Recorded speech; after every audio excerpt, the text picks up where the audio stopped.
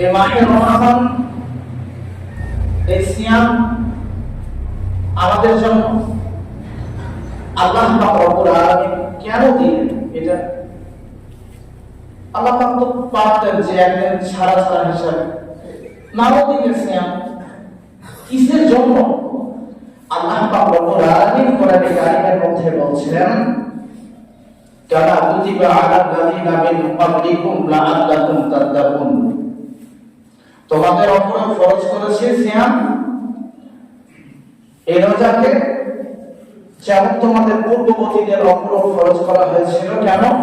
আল্লাহ নিজে বলছেন লাআল্লাকুম তাত্তাকুন, যাতে করে তোমরা মুত্তাকি হতে পারো, যাতে করে তোমরা পরহেজগার হতে পারো, মুমিন হতে পারো। এজন্য আল্লাহ পাক রব্বুল আলামিন বলছেন এই রমাদানের সিয়ামকে, রোজাকে তিনি ফরজ করেছেন। এই রোজা আমাদের উপরে ফরজ। এই রোজা সম্পর্কিত বিষয়ে অনেক মাসলা মাসাইল সম্পর্কে আমাদের ভুল ধারণা আছে। আছে না? আছে। এই মাসলা মাসাইল সম্পর্কে যদি সঠিকভাবে ধারণা না থাকে, ইবাদত কেমন ভাবে করবেন বা কেমন ভাবে আমরা করব। কিছু মানুষ জিজ্ঞাসা করছে, মৌলানা সাহেব, সিয়াম অবস্থায় টুথপেস্ট ব্যবহার করা যায়, ব্রাশ কলগেট ব্যবহার করা যায়? এতদিন তার মানে মানুষ, এখানকার মানুষ জানতো যে রোজা অবস্থায় ব্রাশ আর কলগেট ব্যবহার করা যায় না। তার মানে এরা কোরআন সুন্নাহ থেকে কত দূরে আছে। রোজা অবস্থায় ইনহেলার ব্যবহার করা যায়, যাতে শ্বাসকষ্টের কারণে এই গ্যাস টাইপের দেয়, এই ইনহেলার ব্যবহার করা যায়। রোজা অবস্থায় আপনি তেল মাখতে পারবেন, সাবান শ্যাম্পু নিতে পারবেন, রোজা অবস্থায় আপনি ভিক্স নিতে পারবেন। রোজা অবস্থায় যদি কষ্ট হয়, রোজা রেখে যে অত্যন্ত কষ্ট হচ্ছে আমার, অত্যন্ত গরমের কারণে, আপনি এসির মধ্যে সারাদিন আপনি পার করে যেতে পারেন, কোনো অসুবিধা নেই। অনেকে বলে যে এসির ভেতরে থাকলে রোজা হবে রে, নাকি কমে যাবে? না, নাকি কমবে না, নাকি বরাবর থাকবে।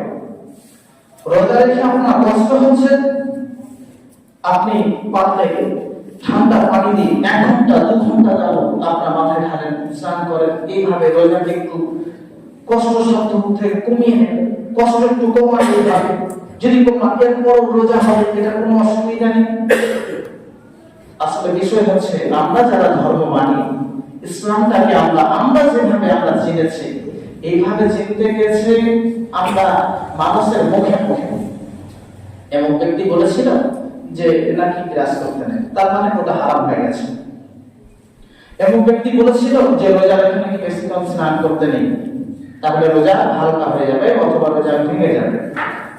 রোজা রেখে নাকি এসি করে থাকা যায় না, রোজা রেখে নাকি আরো কিছু করা যায় না। এই শুনে শুনে যারা আমরা ইসলাম মানি, আমাদের মধ্যে অনেক ভুল রয়েছে, অনেক ভুল রয়েছে আমাদের মধ্যে অনেক ভুল রয়েছে। এই রমজান মাস এসেছে মানুষের শরীরের জাকাতের মতো। আল্লাহ পাক চাইছেন যে রমজান আসুক, রমজান মাসে বান্দারা তাদের গুনাহগুলোকে ক্ষমা করে নেয়, যাতে আমার কাছে তারা কান্নাকাটি করবে, রাতের অন্ধকারে রোজা অবস্থায় আমার কাছে চাইবে, ইস্তিগফার করবে, বেশি বেশি ইবাদত করবে, বেশি বেশি দান সাদকা করবে। এইভাবে করে করে তারা আমার কাছে যত গুনাহ আছে সব তারা মাফ চেয়ে নেবে। আর এই রমজান মাস আমরা পেলাম, অথচ আল্লাহর কাছে ইস্তিগফার আমরা করতে পারলাম না। আর রমজান মাস পেলাম, অথচ আমাদের মধ্যে যে খারাপ অভ্যাস ছিল, খারাপ যে বদ অভ্যাস ছিল, এই অভ্যাসগুলোকে আমরা ত্যাগ করতে পারলাম না। আমাদের মধ্যে যে অহংকার ছিল, এই অহংকারগুলোকে আমরা পদদলিত করতে পারলাম না। এই রমজান মাসে আমরা কি করতে পারলাম বলেন? কি করতে পারলাম? রমজান মাসে সিয়ামত অবস্থায় আমরা মিথ্যা কথা বললাম, আমরা গীবত করলাম, আমরা পরনিন্দা করলাম, আমরা পরচর্চা করলাম, আমরা এইভাবে পাপের মধ্যে আমরা নিমজ্জিত হয়ে আছি। এটা রমজান মাস। আশ্চর্য বড় লাগে যে রমজান মাসে এত পাপের সঙ্গে মসজিদ থেকে বেরিয়ে আমরা উপরের কথা আলোচনা করছি। এটা কেমন আমাদের অভ্যাস? এটা কি শরীয়ত? এটা শরীয়ত নয়। যদি এই কাজ যদি কোনো শিক্ষিত মানুষ করে তবু এটা খারাপ, যদি কোনো মূর্খ মানুষ করে তবু এটা বড় ভুল, যদি কোনো হাফেজে কোরআন করে তবু এটা বড় ভুল। যে করুক না কেন শরীয়ত সবার জন্য সমান। এই রমজান মাসে আপনাকে বেশি বেশি ইবাদত করতে হবে। এটা নয় যে রমজান মাস এলো আর আপনি মসজিদ ভর্তি করে আপনি সালাত আদায় করলেন, আর রমজান মাস চলে গেল আর আপনার আর মসজিদ করে আর খবর থাকলো না, আপনি রুজি রোজগারে ব্যস্ত হয়ে গেলেন, আপনি নামাজ ছেড়ে দিলেন, আপনি মসজিদ ভুলে গেলেন, আপনি আল্লাহকে ভুলে গেলেন, আপনি রাসূলের সুন্নাহকে আপনি ভুলে গেলেন। এইভাবে আপনার জীবন চলছে। বলেন ভাই, হঠাৎ যদি একটা মৃত্যু এসে পৌঁছায় আপনি কি জবাব দেবেন? কি জবাব দেবেন আপনি? যে রমজান মাস পেয়েছি না, রোজা রাখতে পারিনি বাহানার কারণে। কেন? অনেকজন বাহানা করে কি পারে না, যে গ্যাসের প্রবলেম, আমি রোজা রাখতে পারি না। আর কি, রোজা রাখতে আমার মাথা ঘোরে, রোজা রাখতে আমার বমি হয়, এই জন্য রোজা রাখতে পারি না। কোনো বাহানা টিকবে না আসলে মাঠে, কোনো বাহানা আপনার টিকবে না। সেদিন আপনি সিয়াম রাখেন কেন? এই পাপ করলেন কেন? আপনি এই পাপ নিয়ে আপনাকে কবরে যেতে হবে, কি হিসাব দেবেন? আর রাসূলুল্লাহ সাল্লাল্লাহু আলাইহি ওয়াসাল্লামের হাদিস থেকে যা বোঝা যায়, আল্লাহ রাসূল বলছেন, ইদা দাখালা রমাদান ফুতিহাত আবওয়াবুস সামাই ওয়া ফুতিহাত আবওয়াবুল জান্নাহ ওয়া বিল্লাকাতিশ শায়াতিন। আল্লাহ রাসূল বলছেন, রমাদান মাস যখন প্রবেশ করে আমার আল্লাহ প্রস্তুতি গ্রহণ করেন। কেমন করে? আমার আল্লাহ নিজের মেহমানদের জন্য প্রস্তুতি গ্রহণ করেন। আল্লাহ রাসূলুল্লাহ সাল্লাল্লাহু আলাইহি ওয়াসাল্লাম বলছেন, আবার আল্লাহ আসমানের সমস্ত দরজাগুলোকে খুলে দেন। রমাদান মাসে আল্লাহ জান্নাতের সমস্ত দরজাগুলোকে খুলে দেওয়া হয়, যাতে বান্দা আমার কাছে যায়। আসমানের দরজা আল্লাহ খুলে দেয় যে আমার কাছে বান্দা মাগফিরাত চাইবে, ইস্তিগফার করবে, তওবা করবে, আমি আল্লাহ তাদেরকে ক্ষমা করে দেব। আমার আল্লাহ বলছেন, রমাদান মাস প্রবেশ করলেন ওয়াকিল্লাকাতিশ শায়াতিন, শয়তানদেরকে রসিদার দাপত্য করে রাখা হয়, যাতে মানুষ বেশি বেশি নেকির কাজ তারা করতে পারে। এই রমাদান মাসে আমার আল্লাহ আসমানের দরজাগুলোকে খুলে দেওয়া হয়, আমার আল্লাহ জান্নাতের দরজাগুলোকে খুলে দেওয়া হয়, খুলে দেন। আমার আল্লাহ শয়তানদেরকে রশিদার দাপত্য করে রাখা হয়। এখন আপনার মনে প্রশ্ন যে তাহলে সমাজে রমজান মাসে এত পাপ হচ্ছে, এটা কেমন করে হচ্ছে? যদি শয়তান যদি মাথা থাকে আবদ্ধ করে রাখা থাকে, তাহলে মানুষ এত শয়তানি করছে কেন আজকে? আসলে 11 মাস শয়তান যে কাজ করে দিয়েছে এটা বেকার দিচ্ছে মানুষ। 11 মাসের যে ট্রেনিংটা আছে, এটা 1 মাস শয়তান বসে থেকে দেখছে এরা ফিল্ডে কেমন কাজ করতে পারছে। কিছু মানুষ আছে ব্যবসাদার, কিছু মানুষ আছে প্রাইভেট সার্ভিসম্যান, অথবা নিজে ব্যবসা করেন। দেখবেন 11 মাস পরিশ্রম করার চেষ্টা করেন, ভাবেন যে রমজান মাসে একটু কম করবো, অথবা রমজান মাসে আমি বাড়িতে থাকবো। যারা বিদেশে রাজমিস্ত্রি কাজে থাকেন, টাইলস মার্কেটে কাজে থাকেন, দেখবেন অধিকাংশ সময় মুর্শিদাবাদের দিকটা আমি দেখেছি, ছেলেরা ঠিক রমজানের একদিন আগে বাড়ি চলে আসে। কেন? 11 মাস কাজ করবো আর 1 মাস আমরা বাড়িতে রোজা রাখবো। তো শয়তান দানব 11 মাস ট্রেনিং দিয়ে আমাদের পিছনে রক্তের সিলাই সিলাই ঘুরে ঘুরে ঘুরে যে আমাদেরকে প্রশিক্ষণ দিয়েছেন, সেই প্রশিক্ষণের দ্বারা আমরা 1 মাস চালিয়ে দিচ্ছি। রমজানকে কিভাবে আপনি পালন করবেন এটা আমাদের মনে একেবারে নেই, আপনার মনে একেবারে নেই। এই জন্য দেখবেন যে তারাবির সালাতে যত মুসল্লি হয়, ফজরের সালাতে কতটা হয় না। কারণ কি বলেন তো? আমাদের ঘুমের কাছে আমাদের সালাতটা খুব নগণ্য হয়ে যায়, কম দামি হয়ে যায়। ঘুম আমরা ছেড়ে আসতে পারি না। বিদেশে যারা কাজ করে, যারা সেলাই এমব্রয়ডারি এই ধরনের যারা সোনার কাজ করে, টুপির মানুষেরা, হাওড়ার মানুষেরা, মেদিনীপুরের মানুষেরা, আমি খবর নিয়ে রেখেছি। তো আপনাদেরকে বলি, ততদের অনুরোধ যে তারা ভোরবেলা সেহরি খায় আর সন্ধ্যায় ইফতার করে, মধ্যখানে সালাত তারা আদায় করে না। সালাত তারা আদায় করে না, সেলাইয়ের ব্যস্ততায়, সোনার কাজের ব্যস্ততায়, অন্যান্য কাজের ব্যস্ততায় নামাজ কিন্তু নেই। কিন্তু ওরা ভাবে আমরা রোজা রাখছি। এ রোজা আল্লাহর কাছে কোনো দাম আছে? আছে। এমন উপবাসে, এমন উপসে আল্লাহর কাছে কি কোনো মূল্য আছে? আল্লাহর কাছে নমূল্য নেই। এই রমাদান মাসে আপনি কত বেশি কথা বলবেন কেন? কত বেশি রমাদানের সিয়াম রাখা অবস্থায় সকল অন্যায় কাজ থেকে বিরত থাকতে হবে। এটা আপনার যেন মাথায় থাকে। সকল অন্যায়ের মধ্যে যেটা আপনি অধিকাংশ দিনে করেন, একটা অন্যায়ের কথা আমি বলি, সেটা হচ্ছে যারা সিয়ামরত অবস্থায় যারা দাড়ি টানছেন। এ কথা বলা হয় আপনাদের কাছে নতুন লাগতে পারে, তাতে কিছু এসে যায় না। রোজা অবস্থায় যারা সেলুনে গিয়ে যারা দাড়ি টানছেন, এদের কিন্তু পাপ ডবল হয়। রোজার বাইরে দাঁড়িয়ে যাচ্ছে যত পাপ হতো, সিয়ামরত অবস্থায় এই অন্যায় করার কারণে আরো বেশি পাপ হয়। এটা থেকে বিরত থাকবেন। তাই বোঝা নয় যে একটা মাস আপনারা দাঁড়িয়ে রাখলেন, এরপরে ঈদের দিনে নামাজ পড়ার পরে সুন্দরভাবে সেলুনে গিয়ে দাড়িটা কেটে দিয়ে পার্কে চলে গেলেন ঘুরতে। এটা করবেন না, এটা করবেন না। ফেরেশতারা আপনাদের জন্য বদদুয়া করবে, এটা করবেন না। খবরদার।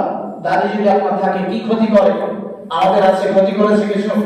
আমাদেরকে দেখে মনে হয় ব্যাকডেটেড, আমাদেরকে দেখে মনে হয় যে অশিক্ষিত, আমাদেরকে দেখে কি এমনটা মনে হয়? আমরা কি নেহাত বোকা আপনার মনে হয়? আপনি এখনো পর্যন্ত রোজা রাখা অবস্থায় দাঁড়িয়ে কাটবেন না।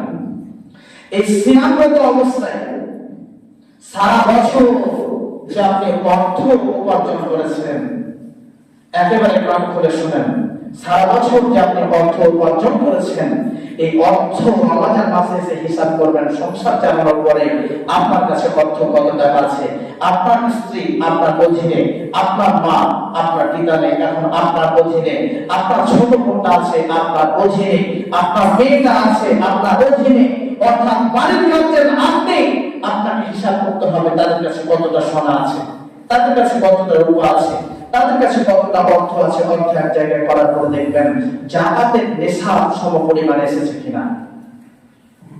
আপনাদের গ্রামে, আপনাদের মহল্লায় যদি এটা লক্ষ্য করা হয়, অনেকে জাকাতের আওতায়। যদি বলেন কেন, তাকে যদি জিজ্ঞাসা করেন, বলেন পয়সাতে সেইভাবে নেই। খুব পজিশনের মতো রোড সাইড যদি 3 কাঠা 5 কাঠা একটা জায়গা বিক্রি হয়, ওটা রাতের অন্ধকারে ওই ব্যক্তির দাম হয়। ওর কাল সকালে পেমেন্ট করছি সৈকত, টাকা পাই কোথায়? জাকাতের সময় তোমার হয় না?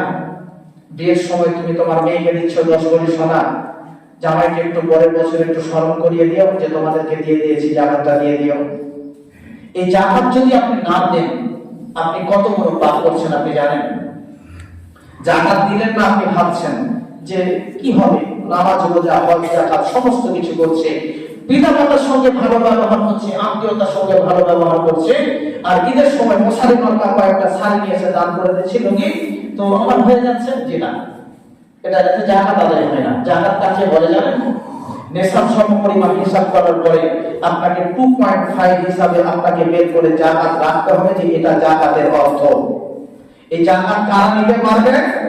হাদিস থেকে প্রমাণিত 8 শ্রেণী মানুষ। এই জাকাত আপনি 8 শ্রেণী মানুষকে আপনি দিতে পারবেন। এই 8 শ্রেণী মানুষের মধ্যে আপনাকে বন্টন করতে হবে। যদি বন্টন করেন তাহলে কি হবে? আপনার ফাঁসি রক্ষা হবে ওই দিনে।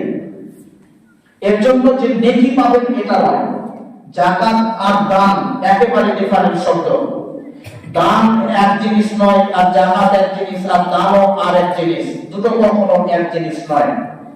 আপনি যদি ভাবেন জাকাত দিয়ে যে আমি দান করেছি, বন্ধ ভুল করেছেন। জাকাত দিলে ফাঁসি রক্ষা হয়, আর দান করলে জান্নাত পাওয়া যায়। কেমন? আসেন মানুষের মধ্যে কোন মানুষের ধরেন এতিমখানায় দিচ্ছেন আপনি 500 টাকা জাকাতে, আর আপনি 10 টাকা পকেট থেকে দেন যে এইটা আমার দানের, ওইটা থেকে আপনি ফাঁসি রক্ষা হলো 500 টাকায়, আর 10 টাকায় আপনার জান্নাত যেতে পারবেন। এই 10 টাকাটার এত পাওয়া দানের। দান কখন হবে? জাকাত পরিপূর্ণভাবে কমপ্লিট করার পরে আপনার নিজের অর্থ থেকে আপনি তারপরে আপনি দান করবেন, যেটা সেখান থেকে হবে আপনার দান। সাদকা আপনার নিসাব থেকে যেটা দেবেন, ওটা আপনার সাদকা থেকে যাবে, ওটা আপনার সাদকা থেকে যাবে, ওটা আপনার যাকাত থেকে যাবে। যাকাত আপনাকে দিতে হবে। যাকাত যদি আপনি না দিতে পারেন, তাহলে আপনার জীবনে যত ইবাদত করেছেন কেন, রাতের অন্ধকারে উঠে তাহাজ্জুদ করেছেন, আপনি কাবাতে গেছেন হজ করতে, মসজিদে নববীতে গেছেন আল্লাহ রাসূলের মসজিদে, আপনি সিজদায় রত হয়ে কান্নাকাটি করেছেন, কাবার গিলাফ ধরে আপনি কান্নাকাটি করেছেন আপনার পাপের জন্য, আপনাকে জান্নাতে কোনো ইবাদত নিয়ে যেতে পারবে না, কারণ আপনার উপার্জনের অর্থ ছিল আপনার হারাম, এটাকে আপনি হালাল করেননি। এটাকে আপনি কোনোভাবে আপনি হালাল করতে চাননি, আপনার অর্থ হারামের জন্য আপনার এই 5 ওয়াক্ত সালাত তাহাজ্জুদ আপনাকে জান্নাতে নিয়ে যেতে পারবে না।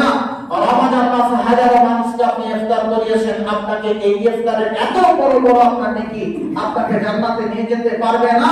রমাদান মাসে গরিব দুঃখী বিধবা ইয়াতীমদের বাড়িতে খাদ্য পৌঁছানোর পরে এত বড় বড় নেকি আপনাকে জান্নাতে পৌঁছাতে পারবে না, যদি আপনি এই যাকাতটা যদি আপনি না আদায় করেন। যাকাতটা ফরজ, যাকাতটা ফরজ, আপনাকে আদায় করতেই হবে, যদি না আদায় করেন জান্নাতে আপনি যেতে পারবেন না। আরেকটা মাসলা সম্পর্কে বলি আপনাদেরকে, সেটা হচ্ছে ফিতরা। এই ফিতরা মানুষ কেমন ভাবে আদায় করবে, কখন আদায় করবে? কিছু মানুষ তো 10-12টা রমজান এরই ফিতরা দিতে আরম্ভ করে দেয়। হয়তো মুসাফিররা এসেছে, বাড়ি থেকে নিতে এসেছে, তাকে দিল ফিতরা। ফিতরা এটা হয়, ফিতরা কিসের জন্য? ফিতরা কখন দিতে হবে? আমার রাসূলুল্লাহ সাল্লাল্লাহু আলাইহি ওয়াসাল্লাম কখন দিলেন? ফিতরার জন্য তিনি কি হুকুম করেছেন এটা আপনাকে জানতে হবে। ফিতরা যদি কেউ নিজে নিজে দেন, শুনে রাখেন, ফিতরা যদি কেউ ভাবেন আমি আমার নিজের ফিতরাটা আমি নিজে দেব, তখন তিনি দিতে পারবেন। কালকে ঈদ আর আজকে সন্ধ্যাবেলায় ঈদের যে চাঁদটা ওঠে, এই চাঁদটা দেখার পর থেকে আপনি দিতে পারবেন। কতক্ষণ সময় আপনার হাতে? ঈদগাহে যাওয়ার পূর্ব পর্যন্ত, ঈদগাহে পৌঁছানোর পূর্ব মুহূর্ত পর্যন্ত আপনার সময়। আর যারা মসজিদে অথবা ক্লাবে অথবা আপনাদের বাইতুল ফান্ডের কোনো একটা ফান্ড আছে, কোনো একটা জায়গায় জমা করছেন, আপনি জমা কখন থেকে করতে পারবেন? আপনি যদি ভাবেন রমজানের শুরু থেকে জমা করবো না, আপনি পারবেন না। কখন থেকে? এটা কখনো বলছি আপনাদেরকে, যদি জমা করেন তাহলে 27-28টা রমজান থেকে আপনারা জমা করতে পারবেন। তবে এই ফিতরা আপনার দ্বারে কেউ আসবে না নিতে, আপনার দ্বারে কেউ আসবে না। রাসূলুল্লাহ সাল্লাল্লাহু আলাইহি ওয়াসাল্লামের সুন্নাহ বলছে, আপনি জেনে রাখেন, আপনাকে আপনার ফিতরাটা আপনার ঘাড়ে অথবা মাথায় করে নিয়ে আপনি যত বড় আমির হন না কেন, আপনাকে নিয়ে যেতে হবে একটা ইয়াতীমের বাড়িতে দিয়ে আসতে। ইয়াতীম আপনার বাড়িতে আসবে না, তাকে বলতে পারবেন না আপনি যে তোমার ফিতরাটা আমার বাড়িতে রাখা আছে নিয়ে এসো, এটা বলতে পারবেন না, আপনাকে দিয়ে আসতে হবে। যারা জমা করছেন, যদি জমা করেন এক জায়গায়, তাহলে আপনাদের একটা কমিটি থাকতে হবে, 10 জন 12 জন 15 জন। এই 15 জন মানুষরা চাঁদ ওঠে গেলে আপনার ওই সমস্ত খাদ্যদ্রব্য গরিব দুঃখী ইয়াতীম মিসকিনদের বাড়িতে পৌঁছে দিয়ে আসতে হবে। তারা আসবে না আপনার কাছে নিতে, আপনাকে পৌঁছে দিয়ে আসতে হবে। আর যদি ভাবেন যে জমা করে রাখবো আর মাদ্রাসা থেকে মৌলভী সাহেবরা তারা যারা আসবে তাদেরকে দেব, তাহলে তারা আসবে না, আপনাকে মাদ্রাসায় দিয়ে আসতে হবে, এটা শরীয়ত। তারা নিতে আপনার দ্বারা আসবে না। যদি বলেন যে এতদিন ধরে যারা যেহেতু আসছে, তাহলে এই কথা তো কেউ বলেনি, আমি কি করবো বলেন? আমি বলছি, শোনেন এটা, আমি বলছি ফিতরার চাল, ফিতরার খাদ্য দ্রব্য যাই হোক না কেন, কেউ যেন আপনার দ্বারে নিতে না আসে, আপনাকে দিয়ে আসতে হবে, এটা শরীয়ত, আপনাকে মানতে হবে। এই রমাদানকে কেন্দ্র করে, এই রমাদান মাসে অনেকের অর্থ আছে আলহামদুলিল্লাহ। রাসূলুল্লাহ সাল্লাল্লাহু আলাইহি ওয়াসাল্লাম বলছেন যে রমাদান মাসে কেউ যদি উমরা করে, তাহলে সে আমার সঙ্গে হজ করার সমপরিমাণ সওয়াব পেল। এই রমাদান মাসে একটা উমরা করার খরচা এই মুহূর্ত থেকে হয়তো 80-90-1 লাখ টাকার মতো খরচা এরকম। তো এই খরচাটা যদি কেউ আপনারা করতে পারেন, যে রমাদান মাসে যদি আপনি উমরায় যেতে পারেন, তাহলে আমার রাসূলুল্লাহ সাল্লাল্লাহু আলাইহি ওয়াসাল্লামের সঙ্গে হজ করার সমপরিমাণ আপনি সওয়াব পাবেন। এই সওয়াব থেকে কিন্তু আমরা বঞ্চিত, কারণ এখানে অর্থ ইনভেস্টমেন্টের ব্যাপার আছে। কোন জায়গায় আমরা এগিয়ে, সেটা হচ্ছে কুরবানির বিষয়ে আমরা এগিয়ে। ওখানে অর্থ ইনভেস্টমেন্ট হয়, বড় গরু, বড় ছাগল, বড় খাসি, বড় কোরবানি দিয়েছে, এলাকাবাসীকে দেখানো হয় যে দেখেছো এমন মানুষ কত বড় কোরবানি দিয়েছে। এটা দেখনীয় হয় যে একটা রিয়ার মধ্যে ভেসে যায়। এটা আপনাকে ইবাদত করতে হবে, আপনাকে দান সাদকা করতে হবে গোপনে। আপনি কেমন ভাবে দান করবেন? আপনার কাছে যারা চায় তাদেরকেও দেবেন, আর লজ্জা এবং সম্মানের কারণে যারা আপনার কাছে চাইতে পারে না, অথচ সে অভাবী মানুষ, অথচ তার প্রয়োজন, আপনি তাকে নীরবে দেন, গোপনে দেখে দান করুন। আপনার এক হাত দান করলে আর এক হাত যেন খবর না পায়, এমন ভাবে আপনি খবরদার আপনি কোন জলসার স্টেজে আপনি টাকা দান করে আপনি বলবেন না, বলে আমাকে যে আমার জন্য একটু দোয়া করে দেন। আপনার জন্য দোয়া করার জন্য আসমানের ফেরেশতারা রেডি হয়ে আছে, আপনি কখন দেবেন? কোরআনের ভাড়া দিয়ে ও কি দোয়া করবে? আপনি যেমন দিয়েছেন গোপনে, বেনাদিতে ৫,০০০ টাকা দিলাম মসজিদে, এটা যদি আপনি করেছেন, দোয়া কে করবে? আসমানের ফেরেশতারা আপনার জন্য রেডি হয়ে আছে দোয়া করার জন্য। এই রমজান মাসে অনেক মানুষের ধারণা আছে যে তারাবি আমরা কেমন ভাবে করবো, যে একজন এসে বলে আপনার তারাবি এত লেট হয় কেন? অন্য জায়গায় মসজিদে ২০ মিনিটের সব শেষ। আল্লাহ রাসূল সাল্লাল্লাহু আলাইহি ওয়াসাল্লাম বলেন, মান সামা ঈমানান ওয়া ইহতাসাবান গুফিরা লাহু মা তাকাদ্দামা মিন যামবি। আল্লাহ রাসূল বলেন, কেউ যদি ঈমানের অবস্থাতে নেকির আশায় যদি রমজান মাসের সিয়াম সে যদি রাখে, তাহলে তার পূর্বের সমস্ত সাগীরা গুনাহকে আল্লাহ ক্ষমা করে দেন। মান কামা ঈমানান ওয়া ইহতাসাবান গুফিরা লাহু মা তাকাদ্দামা মিন যামবি। কেউ যদি কিয়ামত লাইল অর্থাৎ রাতের সালাত যদি আদায় করে ঈমানের অবস্থাতে নেকির আশায়, আল্লাহ পাক তার বিগত দিনের সমস্ত সাগীরা গুনাহকে ক্ষমা করে দেন। তারা আপনি কি পাবেন? বিগত দিনের আপনার যত সাগীরা গুনাহ আছে আপনার ক্ষমা হয়ে যাবে যদি ঈমান এবং নেকির আশায় যদি করেন। যারা 20 মিনিটে তারা সব শেষ, তারা নেকির আশায় করেন না 20 মিনিট। তো দেখি তো আমার কাছে এই আলেমকে বানানা সূরা ফাতিহা তেলাওয়াত করে শোনা, কেমন করে 20 মিনিটে শোনাতে করতে পারে না? হয় না, এগুলো নামাজ নয়, এগুলো একদম ধর্মের ফরমালিটি মেইনটেনেন্স হয়। শরীয়ত সম্মত আপনার সালাত আদায় করতে গেলে সময় লাগবে, রুকু করতে হবে, সেইভাবে সাজদায় আপনাকে সময় দিতে হবে, আপনার কোরআন তেলাওয়াত একেবারে মাখরাজ আপনাকে আদায় করতে হবে, এরপরে আপনি কিয়ামুল লাইল আদায় করতে পারবেন। যদি বলেন যে কিয়ামুল লাইল তারাবি কি আমাদেরকে পড়তেই হবে, ওদের সঙ্গে কোনো সম্পর্ক আছে? জি না, তারাবির সঙ্গে রোজা জরুরি বিষয় না, তারাবি আপনাকে পড়তেই হবে এটা কোনো বিষয় না, এটা কোনো বিষয় না। আমার রাসূলুল্লাহ সাল্লাল্লাহু আলাইহি ওয়াসাল্লাম 3 দিনের তারাবির সালাত আদায় করা প্রমাণিত আছে। আল্লাহ রাসূল সাল্লাল্লাহু আলাইহি ওয়াসাল্লাম থেকে 30 দিন অথবা 29 দিন এক মাসে তারাবি করেছেন আল্লাহ রাসূল, এমন কোন হাদিস থেকে প্রমাণিত না। অনেকেই বলেন এই ধরনের হাদিস বলবেন না, হাদিসে যা আছে তা বলতে আমি একবারে দ্বিধাবোধ করি না। বিষয় হচ্ছে কোন মানুষ যদি ভাবে তারাবি সালাত আদায় করবে কোনো অসুবিধা নেই, হয়ে যাবে। কি হবে? রোজা হয়ে যাবে। তবে তারাবি নামাজের যে সওয়াব আছে, এই সওয়াব থেকে আপনি বঞ্চিত হয়ে যাবেন। কি বলেছেন? কেউ যদি ঈমানের অবস্থাতে নেকির আশায় যদি কেউ কিয়ামুল লাইল রাতের যদি সালাত আদায় করে, তাহলে তার বিগত দিনের যত সাগীরা গুনাহ আছে আল্লাহ পাক ক্ষমা করে দেবেন। সুবহানাল্লাহ, সমস্ত গুনাহকে ক্ষমা করে দেবেন আমার আল্লাহ। এই রমজান মাসে এসেছে, বেশি বেশি ইবাদত করার চেষ্টা করুন। সামনে লাইলাতুল কদর, এই লাইলাতুল কদরে কিছু মানুষকে দেখি অত্যন্ত ফরজগারিতে দেখাতে গিয়ে সারা রাত্রি ধরে নামাজ, সারা রাত এই নামাজ এই লোকজন দেখে এত নামাজ নেই।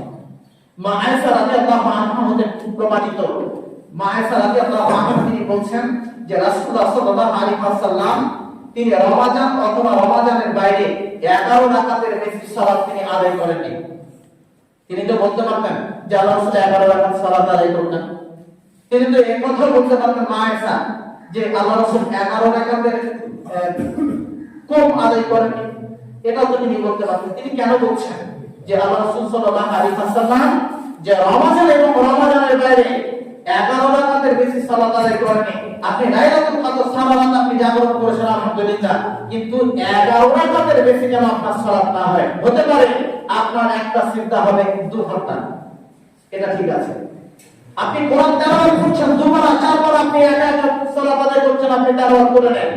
আপনি রুকুতে গেছেন, আপনি 2 ঘন্টা রুকুতে আছেন, কোনো অসুবিধা নেই, কিন্তু রাকাত অনুসারে যেন 11 রাকাতের বেশি সালাত না হয়। যদি হয় তাহলে আপনি পাপের মধ্যে নিমজ্জিত হয়ে যাবেন, বিদআত হয়ে যাবেন। আল্লাহ রাসূল সাল্লাল্লাহু আলাইহি ওয়াসাল্লাম উপেক্ষা করা হবে, রাসূলকে অপমান করা হবে, আর আল্লাহ রাসূলকে অপমান করে আপনি জান্নাত লাভ করতে পারেন না, আপনি জান্নাত লাভ করতে পারেন না। আর আমাদের কি আচরণের কথা বলবো ভাই, এই রমজান মাসে রমজান মাসে আমরা জন্মে ইফতার করি, ইফতার করার পরে যারা আমরা নেশাদার দ্রব্য যারা আমরা সেবন করি, বিড়ি, সিগারেট, গুটখা আরো যত রকম আছে আর কি, ইফতার করার পরে মানুষ আরম্ভ করে দিল। আচ্ছা, আল্লাহ শুকরিয়া, আল্লাহর কাছে ইফতারের সময় দোয়া করেন, আল্লাহ ক্ষমা করে দাও, আল্লাহ আরো কিছু দাও, আল্লাহ আমার এই অসুবিধা। এরপরে আপনি যদি হারাম দ্রব্য যা সেবন করছেন, আপনার মনে একটু দ্বিধাবোধ হয় না? একটু দ্বিধাবোধ হয় না? সেটি খাওয়ার পরে আলাদা হচ্ছে বলে তারা বিড়িটা একটু দুঃখ পেলে নি, অসুবিধা হবে, আপনার মনে হয় না? আল্লাহ রাসূল বলেছেন তোমরা সেহরি খাও, কত বরকত রয়েছে, সেহরিতে বরকত রয়েছে, তোমার বিড়িতে কি রয়েছে? দ্বিধাবোধ হয় না যে লাস্ট খাবারটা আমার ছিল হারাম দ্রব্য, এই হারাম দ্রব্য সেবন করে সারাদিন আমি রোজা অবস্থায় থাকলাম, সিয়াম অবস্থায় থাকলাম, এটা আল্লাহ দরবারে গ্রহণ হবে বলে আপনার মনে হয়? মনে হয়? আপনি নিজে ইবাদত করে বুঝতে পারেন না যে আপনার কোন ইবাদতটা গ্রহণযোগ্যতা পাবে? আজ থেকে তো আবার জুয়া শুরু, ইন্টারন্যাশনাল যে খেলা হয় আইপিএল, এতে তো মানুষ তারা কি করা ছেড়ে দেবে। আর এমনিতে আমি এই হাদিস বলে দিয়েছি, পাপ করো। খবরদার ভাই, সারাদিন রোজার অবস্থা থেকে আপনি রাত্রে হলে ওই জুয়া খেলা দেখবেন না। জুয়া খেলা যত বড় অপরাধ, জুয়া খেলা দেখা তত বড় অপরাধ। আল্লাহ রাসূল সাল্লাল্লাহু আলাইহি ওয়াসাল্লাম বলেছেন পৃথিবীতে কয়েকটা পাপ আছে, তার মধ্যে একটা পাপ না করেই পাপী। কি পাপী? কেউ যদি বলে এসো জুয়া খেলি, ওই ব্যক্তি খেলে নি, এরপরও পাপ দেখা হবে না। এরপরে সে পাপ করেছে, কি শুধু বলেছে এসো ভাই জুয়া খেলি, এখনো সে খেলেনি, এরপরেও আল্লাহ রাসূল বলছেন ওই ব্যক্তি পাপ হয়েছে। অথচ কোন মানুষ যদি বলে পরিকল্পনা মাফিক আজকে রাত্রে জেনা করবো, রাত্রি হয়েছে জেনা করার সুযোগ পায়নি, তার পাপ হয়নি, কোন পাপ হয়নি। যতক্ষণ না সে জেনা না করবে ততক্ষণ তার পাপ হবে না। তাহলে জুয়া খেলবো এসো দেখি, জুয়া খেলবো এসো ভাই, এই কথা বলা কত বড় পাবে। আপনি বুঝতে পারলেন যে এটা রমজান মাস, এই রমজান মাসে সতর্কতা অবলম্বন করুন, আল্লাহকে ভয় করুন। আল্লাহ নিজে বলছেন আমি রমজান মাসকে এই কারণে ফরজ করেছি সিয়ামকে, তার কারণ যাতে করে মানুষ পরেজগার হতে পারে, মুত্তাকি হতে পারে, দিনদার হতে পারে। পরিশেষে দোয়া করি মহান আল্লাহ রাব্বুল আলামিনের কাছে আল্লাহ যেন আমরা সকলে এই রমজান মাসে সিয়ামকে যেন আমরা সঠিকভাবে যেন আমরা পালন করতে পারি। যেমন ভাবে পালন করলে আল্লাহ তুমি বড় খুশি হবে, সেভাবে তুমি আমাদেরকে পালন করার তৌফিক দান করো। আল্লাহ সারা পৃথিবীর মুসলমান ধর্মধারী যারা মুস্তাসির বাংলা মোকাদ্দমা যারা জড়িয়ে আছে, আল্লাহ তুমি তাদেরকে সুবিচারের ব্যবস্থা করে দাও। যারা ঋণগ্রস্ত হয়ে পড়ে আছে, আল্লাহ তুমি তাদেরকে ঋণ পরিশোধ করার ব্যবস্থা করে দাও। আল্লাহ যারা অসুস্থতায় আছে, তুমি তাদেরকে আরোগ্য সেবা দান করো। আল্লাহ যারা আমরা পৃথিবীতে বেঁচে আছি, যারা কবরবাসী হয়ে গেছে, আল্লাহ তুমি উভয়কে ক্ষমা করে দাও। আমিন, আল্লাহুম্মা আমিন। اللهم صل على محمد وعلى ال محمد كما صليت على ابراهيم وعلى ال ابراهيم انك حميد مجيد اللهم بارك على محمد وعلى ال محمد كما باركت على ابراهيم وعلى ال ابراهيم انك حميد مجيد سبحان ربك رب العزه عما يصفون وسلام على المرسلين والحمد لله رب العالمين.